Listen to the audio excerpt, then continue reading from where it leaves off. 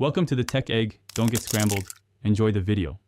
You start by installing Python 3, 8 or newer, and creating a virtualenv so packages don't conflict. Once done, install Kyve or Pygame 0 and test a simple Windows script to verify the engine works. Make sure to run a short playtest on desktop. This confirms input and rendering behave as expected.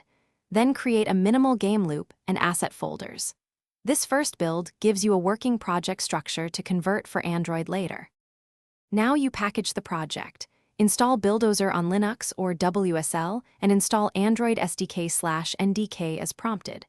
Once installed, run Buildozer init and edit Buildozer. Spec to list Python requirements and set app metadata. This tells the tool which libraries to bundle. Make sure to add your assets and any Android permissions. Then run Buildozer v Android debug to compile.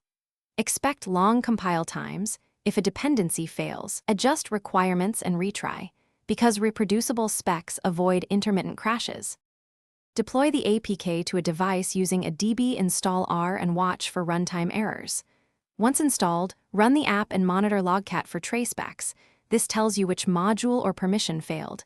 If an import error appears, make sure the requirement is in Buildozer. Spec and consider adding a Python build step for extension modules. Finally, iterate. Fix the bug, rebuild debug APK, and retest. A key tip, always check logcat.